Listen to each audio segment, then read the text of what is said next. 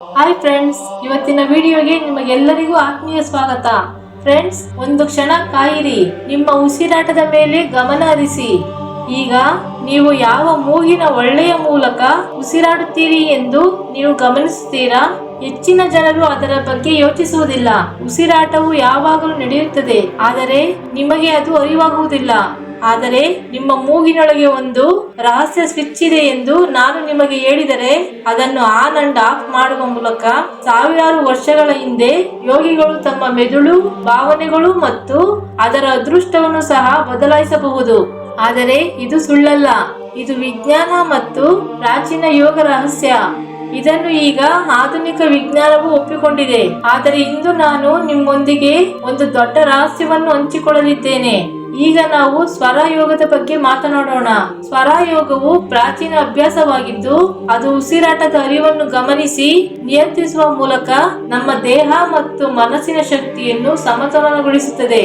ಇದನ್ನು ಸಾಮಾನ್ಯವಾಗಿ ಎಲ್ಲರಿಗೂ ಕಲಿಸಲಾಗುವುದಿಲ್ಲ.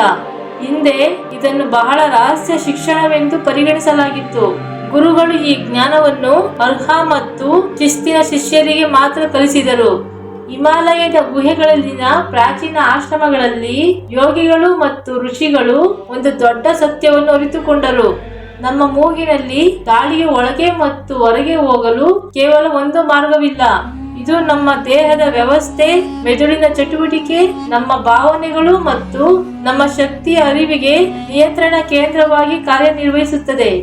ಎಡ ಅಥವಾ ಬಲ ಮೂಗಿನ ಒಳ್ಳೆಯ ಮೂಲಕ ಉಸಿರಾಟದ ಪ್ರಬಲ ಅರಿವು ನಮ್ಮ ಆಲೋಚನಾ ವಿಧಾನ, ನಮ್ಮ ಮನಸ್ಥಿತಿ, ನಮ್ಮ ಶಕ್ತಿಯ ಮಟ್ಟವು ಪರಿಣಾಮ ಬೀರುತ್ತದೆ ಎಂದು ಅವರು ಗಮನಿಸಿದರು.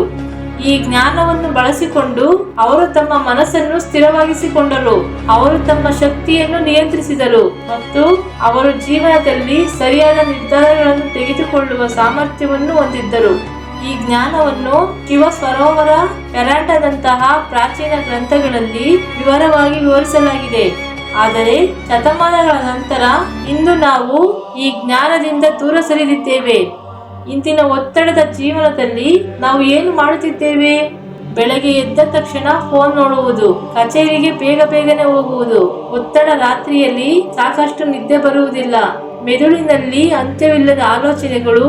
ಈ ಆತುರದಲ್ಲಿ ನಾವು ನಮ್ಮ ದೇಹವನ್ನು, ವಿಶೇಷವಾಗಿ ನಮ್ಮ ಉಸಿರನ್ನು ಸಂಪೂರ್ಣವಾಗಿ ಮರೆತಿದ್ದೇವೆ. ವೈದ್ಯರು ಒತ್ತಡವನ್ನು ಕಡಿಮೆ ಮಾಡಲು ಹೇಳುತ್ತಾರೆ, ಅವರು ನಿಮಗೆ ಔಷಧಿಗಳನ್ನು ತೆಗೆದುಕೊಳ್ಳಲು ಹೇಳುತ್ತಾರೆ, ಅವರು ನಿಮಗೆ ಧ್ಯಾನ ಮಾಡಲು ಹೇಳುತ್ತಾರೆ, ಅವರು ನಿಮಗೆ ಯೋಗ ಮಾಡಲು ಹೇಳುತ್ತಾರೆ. ಆದರೆ ಒಂದು ಕ್ಷಣ ಯೋಚಿಸಿ, ನಿಮ್ಮ ದೇಹವು ಈಗಾಗಲೇ ನೈಸರ್ಗಿಕ ನಿಯಂತ್ರಣ ವ್ಯವಸ್ಥೆಯನ್ನು ಹೊಂದಿದೆಯೇ ಎಂದು ಯೋಚಿಸಿ. ಅದನ್ನು ನೀವು ಯಾವುದೇ ಸಮಯದಲ್ಲಿ, ಎಲ್ಲಿ ಬೇಕಾದರೂ, ವಿಶೇಷ ಉಪಕರಣಗಳು, ದುಬಾರಿ ಕೋರ್ಸ್ಗಳು ಅಥವಾ ಹೆಚ್ಚಿನ ಸಮಯದ ಅಗತ್ಯವಿಲ್ಲದೆ ಬಳಸಬಹುದು. ಫ್ರೆಂಡ್ಸ್, ಈ ಸ್ವಿಚ್ ಅನ್ನು ಆನ್ ಮಾಡಿದರೆ ಏಕಾಗ್ರತೆ ಹೆಚ್ಚಾಗುತ್ತದೆ.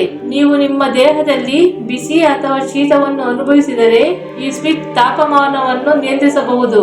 ಆದರೆ ನಿರೀಕ್ಷಿಸಿ, ಈ ಸ್ವಿಚ್ ಏನೆಂದು ನಾನು ನಿಮಗೆ ಈಗ ಹೇಳುವುದಿಲ್ಲ, ಏಕೆಂದರೆ ನಮ್ಮ ಪೂರ್ವಜರು ಇದನ್ನು ಹೇಗೆ ರಹಸ್ಯವಾಗಿಟ್ಟಿದ್ದರು ಮತ್ತು ಇಂದಿನ ವಿಜ್ಞಾನವು ಈ ಪ್ರಾಚೀನ ಜ್ಞಾನವನ್ನು ಹೇಗೆ ದೃಢೀಕರಿಸುತ್ತದೆ ಎಂಬುದನ್ನು ನೀವು ಮೊದಲು ಅರ್ಥ ಮಾಡಿಕೊಳ್ಳಬೇಕು. ಆದ್ದರಿಂದ ಇದನ್ನು ಕಲಿಯಲು ಸಿದ್ಧರಾಗಿ, ಏಕೆಂದರೆ ಮುಂದಿನ ಕೆಲವು ನಿಮಿಷಗಳಲ್ಲಿ ನಿಮ್ಮ ಜೀವನವು ಬದಲಾಗುತ್ತದೆ. ಸೊ ಫ್ರೆಂಡ್ಸ್, ಈ ವಿಡಿಯೋ ತುಂಬಾ ಇಂಟ್ರೆಸ್ಟಿಂಗ್ ಆಗಿದೆ. ಎಲ್ಲಿಯೂ ಸ್ಕಿಪ್ ಮಾಡದೆ ಪೂರ್ತಿಯಾಗಿ ನೋಡಿ.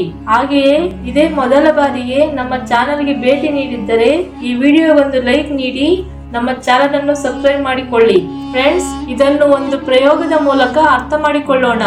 ಆದ್ದರಿಂದ ಮೊದಲು ನಿಮ್ಮ ಎಡ ಮೂಗಿನ ಒಳ್ಳೆಯ ಕೆಳಗೆ ನಿಮ್ಮ ಒಂದು ಬೆರಳನ್ನು ಇರಿಸಿ ಮತ್ತು ನಿಧಾನವಾಗಿ ಉಸಿರಾಡಿ.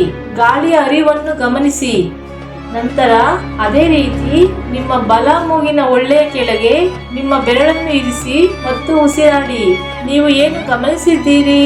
ಸಾಮಾನ್ಯವಾಗಿ ಒಂದು ಮೂಗಿನ ಒಳ್ಳೆ ಇನ್ನೊಂದಕ್ಕಿಂತ ಸ್ವಲ್ಪ ಹೆಚ್ಚು ತೆರೆದಿರುತ್ತದೆ. ಗಾಳಿಯು ಒಂದು ಬದಿಯಲ್ಲಿ ಜೋರಾಗಿ ಬರುತ್ತದೆ, ಗಾಳಿಯು ಇನ್ನೊಂದು ಬದಿಯಲ್ಲಿ ಸ್ವಲ್ಪ ಕಡಿಮೆ ಬರುತ್ತದೆ. ಇದು ನಮ್ಮ ದೇಹದಲ್ಲಿನ ನೈಸರ್ಗಿಕ ವ್ಯವಸ್ಥೆ. ನಮ್ಮ ಮೂಗಿನೊಳಗಿನ ಈ ಗಾಳಿಯ ಹರಿವು ಪ್ರತಿ 90 ರಿಂದ 120 ನಿಮಿಷಗಳಿಗೊಮ್ಮೆ ಬದಲಾಗುತ್ತದೆ. ಕೆಲವೊಮ್ಮೆ ಎಡ ಮೂಗಿನ ಒಳ್ಳೆ ಹೆಚ್ಚು ಸಕ್ರಿಯವಾಗಿರುತ್ತದೆ, ಕೆಲವೊಮ್ಮೆ ಬಲ ಮೂಗಿನ ಒಳ್ಳೆ ಹೆಚ್ಚು ಸಕ್ರಿಯವಾಗಿರುತ್ತದೆ. ಆಧುನಿಕ ವಿಜ್ಞಾನವು ಈ ಪ್ರಕ್ರಿಯೆಯನ್ನು ಮೂಗಿನ ಚಕ್ರ ಎಂದು ಕರೆಯುತ್ತದೆ. ಪ್ರಾಚೀನ ಕಾಲದಲ್ಲಿ ಈ ಬದಲಾವಣೆಯನ್ನು ಸ್ವರಯೋಗದ ಪರಿಕಲ್ಪನೆಯಿಂದ ವಿವರಿಸಲಾಗಿದೆ. ಯೋಗಿಗಳ ದೃಷ್ಟಿಯಲ್ಲಿ ಎಡ ಅಥವಾ ಬಲ ಮೂಗಿನ ಒಳ್ಳೆ ಎಂದರೆ ಕೇವಲ ಗಾಳಿಯ ಅರಿವಲ್ಲ, ಅವು ನಮ್ಮ ದೇಹ ಮತ್ತು ಮನಸ್ಸಿನ ಶಕ್ತಿ ಕೇಂದ್ರಗಳ ಮೇಲೆ ಪರಿಣಾಮ ಬೀರುವ ಶಕ್ತಿ ಮಾರ್ಗಗಳಾಗಿವೆ. ಇದರರ್ಥ ನಿಮ್ಮ ಮೂಗಿನಲ್ಲಿ ಆಗುವ ಈ ಸಣ್ಣ ಬದಲಾವಣೆಯು ನಿಮ್ಮಲ್ಲಿ ಆಗುತ್ತಿರುವ ದೊಡ್ಡ ಬದಲಾವಣೆಗಳ ಸಂಕೇತವಾಗಿದೆ. ಆದ್ದರಿಂದ ನೀವು ಈ ನೈಸರ್ಗಿಕ ಬದಲಾವಣೆಯನ್ನು ಗಮನಿಸಲು ಕಲಿತರೆ ನಿಮ್ಮ ದೇಹ ಮತ್ತು ಮನಸ್ಸನ್ನು ನೀವು ಹೆಚ್ಚು ಸ್ಪಷ್ಟವಾಗಿ ಅರ್ಥ ಮಾಡಿಕೊಳ್ಳಬಹುದು. ಆದರೆ ನಮ್ಮ ಋಷಿಗಳು ಈ ರಹಸ್ಯವನ್ನು ಸಾವಿರಾರು ವರ್ಷಗಳ ಹಿಂದೆಯೇ ಅರ್ಥ ಮಾಡಿಕೊಂಡರು. ಅಂದರೆ ಬಲ ಮೂಗಿನ ಒಳ್ಳೆ ಹೆಚ್ಚು ಸಕ್ರಿಯವಾಗಿದ್ದಾಗ ಅದನ್ನು ಪಿಂಗಲ ನಾಡಿ ಅಥವಾ ಸೂರ್ಯ ನಾಡಿ ಎಂದು ಕರೆಯಲಾಗುತ್ತದೆ. ಇದು ದೇಹದಲ್ಲಿ ಸೂರ್ಯನಂತೆ ಕಾರ್ಯನಿರ್ವಹಿಸುತ್ತದೆ. ಇದು ದೇಹದಲ್ಲಿ ಶಾಖವನ್ನು ಮತ್ತು ಶಕ್ತಿಯ ಮಟ್ಟವನ್ನು ಹೆಚ್ಚಿಸುತ್ತದೆ. ದೈಹಿಕವಾಗಿ ಕೆಲಸ ಮಾಡುವ ಸಾಮರ್ಥ್ಯ ಹೆಚ್ಚಾಗುತ್ತದೆ ಮತ್ತು ಬಲ ಮೂಗಿನ ಒಳ್ಳೆಯ ಮೂಲಕ ಎಡಗೋಳಾರ್ಧವು ಸಕ್ರಿಯಗೊಳ್ಳುತ್ತದೆ. ಇದು ತರ್ಕ, ಗಣಿತ ಮತ್ತು ವಿಶ್ಲೇಷಣೆಗೆ ಸಂಬಂಧಿಸಿದೆ. ಎಡ ಮೂಗಿನ ಒಳ್ಳೆ ಹೆಚ್ಚು ಸಕ್ರಿಯವಾಗಿದ್ದಾಗ ಇದನ್ನು ಇಡ ನಾಡಿ ಅಥವಾ ಚಂದ್ರ ನಾಡಿ ಎಂದು ಕರೆಯಲಾಗುತ್ತದೆ. ಇದು ಚಂದ್ರನಂತೆ ಶೀತ ಶಕ್ತಿಯನ್ನು ನೀಡುತ್ತದೆ. ಇದು ದೇಹವನ್ನು ತಂಪಾಗಿಸುತ್ತದೆ, ಮನಸ್ಸು ಶಾಂತವಾಗಿರುತ್ತದೆ ಮತ್ತು ಸೃಜನಶೀಲತೆ ಹೆಚ್ಚಾಗುತ್ತದೆ. ಭಾವನೆಗಳು ಸಮತೋಲನದಲ್ಲಿರುತ್ತವೆ ಮತ್ತು ಮೆದುಳಿನ ಬಲಗೋಳಾರ್ಧವು ಎಡ ಮೂಗಿನ ಒಳ್ಳೆಯ ಮೂಲಕ ಸಕ್ರಿಯಗೊಳ್ಳುತ್ತದೆ. ಇದು ಕಲೆ ಮತ್ತು ಕಲ್ಪನೆಗೆ ಸಂಬಂಧಿಸಿದೆ. ಆದ್ದರಿಂದ ಆಧುನಿಕ ನರವಿಜ್ಞಾನವು ಇದನ್ನು ಸಾಬೀತುಪಡಿಸಿದೆ. ನೀವು ಬಲ ಮೂಗಿನ ಒಳ್ಳೆಯ ಮೂಲಕ ಉಸಿರಾಡಿದಾಗ ನಿಮ್ಮ ಮೆದುಳಿನ ಎಡಗೋಳಾರ್ಧವು ಹೆಚ್ಚು ಸಕ್ರಿಯವಾಗಿರುತ್ತದೆ ಎಂದು ಸಂಶೋಧನೆ ತೋರಿಸಿದೆ ಮತ್ತು ನೀವು ಎಡ ಮೂಗಿನ ಒಳ್ಳೆಯ ಮೂಲಕ ಉಸಿರಾಡಿದಾಗ ಬಲಗೋಳಾರ್ಧವು ಸಕ್ರಿಯವಾಗಿರುತ್ತದೆ. ನಮ್ಮ ಮೂಗು ನಮ್ಮ ಮೆದುಳಿಗೆ ನೇರವಾಗಿ ಸಂಪರ್ಕ ಹೊಂದಿದೆ. ಇದನ್ನು ಹೇಗೆ ಗುರುತಿಸುವುದು ಮತ್ತು ನಿಯಂತ್ರಿಸುವುದು ಎಂಬುದನ್ನು ಈಗ ಅರ್ಥ ಮಾಡಿಕೊಳ್ಳಿ, ಏಕೆಂದರೆ ಇದನ್ನು ಗುರುತಿಸುವ ಮಾರ್ಗ ತುಂಬಾ ಸುಲಭ. ನಿಮ್ಮ ಅಂಗೈಯನ್ನು ನಿಮ್ಮ ಮೂಗಿನ ಕೆಳಗೆ ತಂದು ಬಿಡಿ. ಯಾವ ಮೂಗಿನ ಒಳ್ಳೆಯಿಂದ ಹೆಚ್ಚು ಗಾಳಿ ಬರುತ್ತಿದೆ ಎಂದು ನೀವು ಭಾವಿಸಿದರೆ ಅದು ಸಕ್ರಿಯವಾಗಿರುತ್ತದೆ. ಯಾವ ಮೂಗಿನ ಒಳ್ಳೆಯನ್ನು ಯಾವಾಗ ಬಳಸಬೇಕೆಂದು ಈಗ ತಿಳಿಯಿರಿ. ಬಲ ಮೂಗಿನ ಒಳ್ಳೆಯು ಬೆಳಗ್ಗೆ ಬೇಗನೆ ಎಚ್ಚರಗೊಳ್ಳಲು, ವ್ಯಾಯಾಮ ಅಥವಾ ದೈಹಿಕ ಕೆಲಸಕ್ಕಾಗಿ, ಪರೀಕ್ಷೆಗಳನ್ನು ಬರೆಯಲು ಅಥವಾ ಅಧ್ಯಯನ ಮಾಡಲು, ಸಭೆ ಅಥವಾ ಪ್ರಸ್ತುತಿಯನ್ನು ನೀಡಲು ಮತ್ತು ಊಟಕ್ಕೆ ಮೊದಲು ಬಳಸುತ್ತಾರೆ. ಎಡ ಮೂಗಿನ ಒಳ್ಳೆಯು ಮಲಗುವ ಮೊದಲು, ಔಷಧಿ ತೆಗೆದುಕೊಳ್ಳಲು, ಚಿತ್ರಕಲೆ, ಬರವಣಿಗೆ, ಸಂಗೀತದಂತಹ ಸೃಜನಶೀಲ ಕೆಲಸಗಳನ್ನು ಮಾಡಲು ಮತ್ತು ಶಾಖವು ತುಂಬಾ ಹೆಚ್ಚಾದಾಗ ಇದನ್ನು ಬಳಸುತ್ತಾರೆ. ಹಾಗಾದರೆ ಈ ಸ್ವಿಚ್ ಅನ್ನು ಹೇಗೆ ಬದಲಾಯಿಸುವುದು? ಈ ರಹಸ್ಯ ಸ್ವಿಚ್ ಅನ್ನು ನಿಮ್ಮ ನಿಯಂತ್ರಣಕ್ಕೆ ತರುವುದು ಹೇಗೆ? ಇದಕ್ಕೆ ಸುಲಭವಾದ ವಿಧಾನವೆಂದರೆ ಭೌತಿಕ ಒತ್ತಡ ವಿಧಾನ. ನಿಮ್ಮ ಬಲ ಮೂಗಿನ ಒಳ್ಳೆ ಮುಚ್ಚಿ ಹೋಗಿ ನೀವು ಅದನ್ನು ತೆರೆಯಲು ಬಯಸಿದರೆ ನಿಮ್ಮ ಮುಷ್ಟಿಯನ್ನು ನಿಮ್ಮ ಅಡಿಯಲ್ಲಿ ಇರಿಸಿ ಅಥವಾ 5 ರಿಂದ 7 ನಿಮಿಷಗಳ ಕಾಲ ನಿಮ್ಮ ಎಡಭಾಗದಲ್ಲಿ ಮಲಗಿ. ಆಗ ಸಂಭವಿಸುವ ಪವಾಡವನ್ನು ನೋಡಿ ನೀವು ಖಂಡಿತವಾಗಿಯೂ ಆಶ್ಚರ್ಯ ಪಡುತ್ತೀರಾ, ಏಕೆಂದರೆ ಕೆಲವು ನಿಮಿಷಗಳಲ್ಲಿ ಬಲ ಮೂಗಿನ ಒಳ್ಳೆ ತೆರೆಯುತ್ತದೆ. ಅದೇ ರೀತಿ ಬಲ ಆಮ್ಲೆಟ್ ಮೇಲೆ ಒತ್ತಡ ಏರುವ ಮೂಲಕ ಎಡ ಮೂಗಿನ ಒಳ್ಳೆ ತೆರೆಯುತ್ತದೆ. ಯೋಗಿಗಳು ಇದಕ್ಕಾಗಿ ಯೋಗದಂಡ ಎಂಬ ಮರದ ಆಧಾರವನ್ನು ಸಹ ಮಾಡಿದ್ದಾರೆ. ಅತ್ಯಂತ ಶಕ್ತಿಶಾಲಿ ವಿಧಾನವೆಂದರೆ ಅನುಲೋಮ ವಿಲೋಮ ಪ್ರಾಣಾಯಾಮ. ಈ ವಿಧಾನವು 2 ಮೂಗಿನ ಒಳ್ಳೆಗಳನ್ನು ಸಮತೋಲನಗೊಳಿಸಬಹುದು.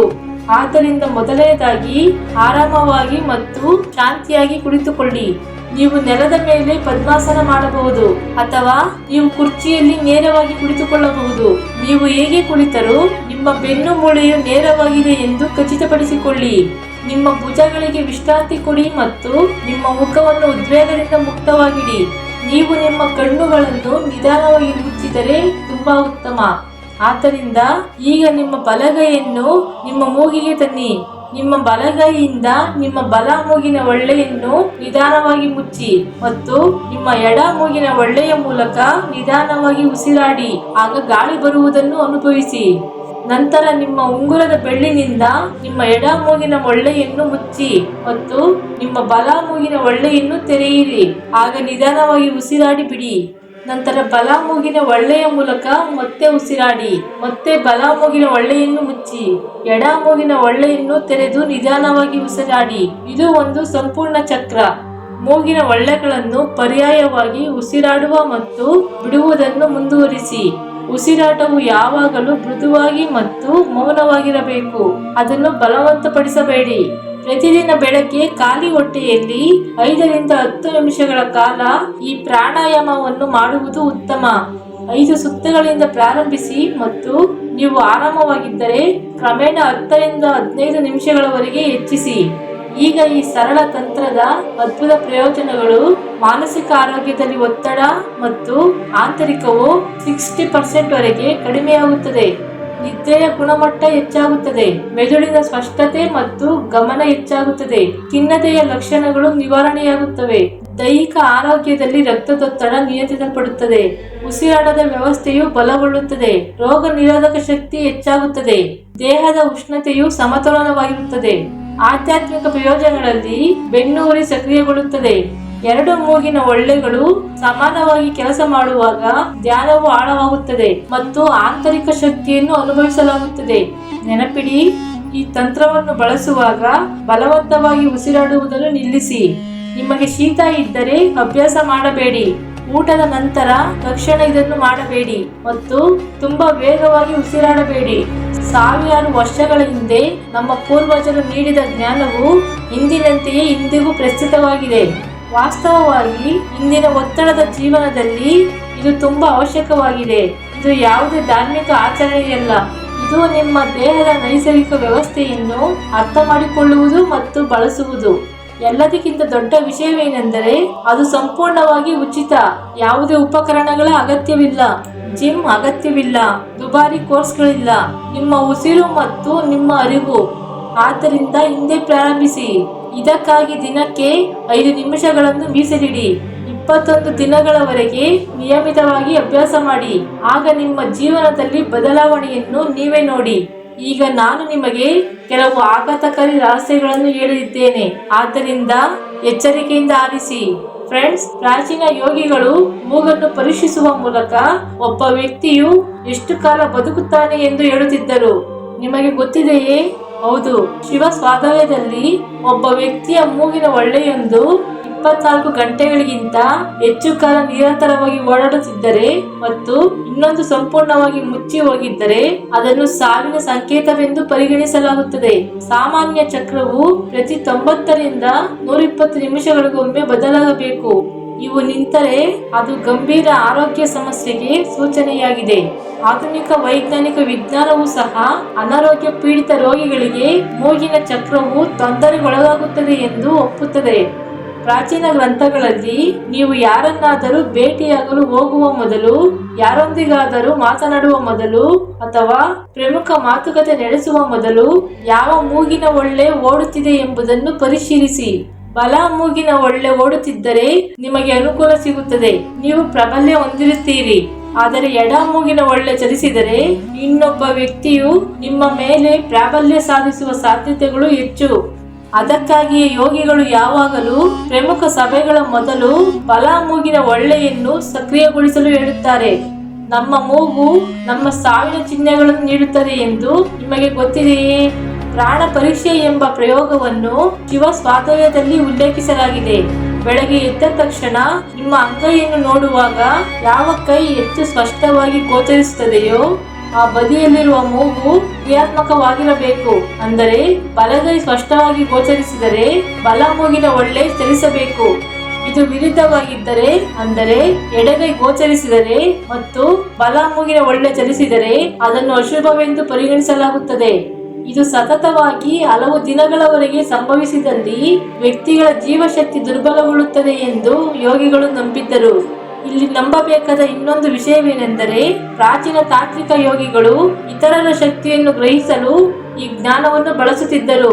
ನೀವು ಬೇರೆಯವರ ಮುಂದೆ ನಿಂತಾಗ ನಿಮ್ಮ ಬಲ ಮೂಗಿನ ಒಳ್ಳೆ ಇದ್ದಕ್ಕಿದ್ದಂತೆ ಮುಚ್ಚಿದರೆ ಮತ್ತು ನಿಮ್ಮ ಎಡ ಮೂಗಿನ ಒಳ್ಳೆ ತೆರೆದರೆ ಅವರು ಇನ್ನೊಬ್ಬ ವ್ಯಕ್ತಿಗೆ ನಿಮ್ಮ ಕಡೆಗೆ ನಕಾರಾತ್ಮಕ ಶಕ್ತಿ ಇದೆ ಅಥವಾ ನಿಮಗೆ ಹಾನಿ ಮಾಡಲು ಬಯಸುತ್ತಾರೆ ಎಂದು ಹೇಳುತ್ತಿದ್ದರು. ಇದು ಇಂದು ವಿಚಿತ್ರವೆನಿಸಬಹುದು, ಆದರೆ ಆಧುನಿಕ ವಿಜ್ಞಾನದಲ್ಲಿ ಇದನ್ನು ಆತ್ಮಪ್ರಜ್ಞೆ ಅಥವಾ ಕರುಳಿನ ಭಾವನೆ ಎಂದು ಕರೆಯಲಾಗುತ್ತದೆ. ಸಂಶೋಧನೆ ಪ್ರಕಾರ ನಮ್ಮ ದೇಹವು ಈ ಸೂಕ್ಷ್ಮ ದೈಹಿಕ ಬದಲಾವಣೆಗಳ ಮೂಲಕ ಈ ಅಪಾಯವನ್ನು ಗ್ರಹಿಸುತ್ತದೆ. ಆದ್ದರಿಂದ ಫ್ರೆಂಡ್ಸ್, ಈಗ ನಿಮಗೆ ಅರ್ಥವಾಯಿತೆ, ಇದು ಕೇವಲ ಉಸಿರಾಟದ ವ್ಯಾಯಾಮವಲ್ಲ, ಇದು ನಿಮ್ಮ ದೈಹಿಕ, ಮಾನಸಿಕ ಮತ್ತು ಆಧ್ಯಾತ್ಮಿಕತೆಯ 3 ಹಂತಗಳಲ್ಲಿ ಬದಲಾವಣೆಯನ್ನು ತರಬಲ್ಲ ಶಕ್ತಿಶಾಲಿ ಸಾಧನವಾಗಿದೆ. ಫ್ರೆಂಡ್ಸ್, ಈ ವಿಡಿಯೋ ನಿಮಗೆ ಇಷ್ಟವಾಗಿದ್ದರೆ ದಯವಿಟ್ಟು ಲೈಕ್ ಮಾಡಿ, ಶೇರ್ ಮಾಡಿ ಮತ್ತು ಸಬ್ಸ್ಕ್ರೈಬ್ ಮಾಡಿಕೊಳ್ಳುವುದನ್ನು ಮರೆಯಬೇಡಿ. ಧನ್ಯವಾದಗಳು.